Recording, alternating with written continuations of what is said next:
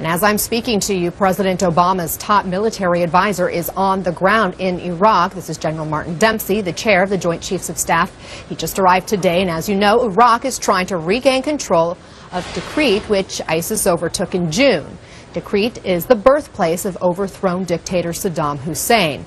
And as General Dempsey hits the ground there, some pretty good news to celebrate. Hours ago, Iraq forces just said they liberated another city from ISIS. Senior international correspondent Ben Wiedemann is live in Baghdad for us. And Ben, before we get to General Dempsey, tell us about this win by Iraqi forces.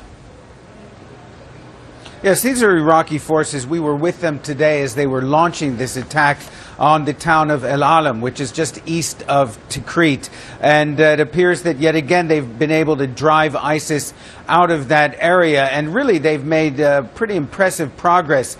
In basically 3 days they were able to take a stretch of about 50 miles of road leading to the eastern side of Tikrit. And what we saw today, we saw cars smoldering that had been hit by Iraqi aircraft. ISIS, one car, a truck that seemed to have a gun on the back, was hit by an airstrike. We saw 3 charred bodies around it. ISIS has lit these oil fires around Tikrit in an attempt to make those airstrikes more difficult, but they're going ahead as it is. And when we were at the front line today, Anna, I did have an opportunity to actually speak to some of these Iranian advisors who are on the ground. They told me in broken Arabic that they were here to help the Iraqi army in its task to defeat ISIS. And in fact, we heard words of praise from the commanders there on the front lines for Iran, saying that the Iraqis deeply thank Iran for its help. And one commander told me it's better to have 4 Iranian advisors at the front line than 400 American advisors sitting in the green zone here in Baghdad. Anna? Wow, that is really telling about the region and the dynamics there. I also am curious to hear more about what General Dempsey plans to do. What is his goal of this visit to Iraq?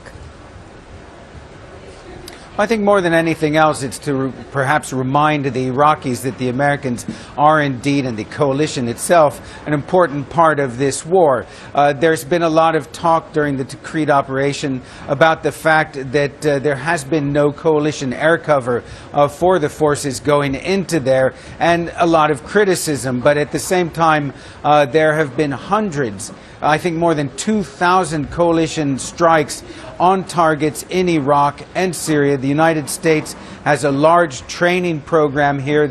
They've either already trained or are in the process of training more than 5,000 Iraqi troops. And of course, the Americans are looking beyond Tikrit, and they're looking at Mosul, which is Iraq's second largest city, and they're eager to focus Iraqi officials' attention on that city, which of course is much larger than Tikrit. It's going to be a much bigger effort to try to drive ISIS out of that city. So I think that's probably high on the agenda of General Dempsey as he's meeting here with Iraqi officials. Anna? Right, Mosul's where we heard ISIS go in and raid the banks and get all that money and get all that equipment, where the soldiers put their arms down and fled. So looks like all eyes are on that city in terms of focusing for it. Ben Wiedemann, thank you so much for the update.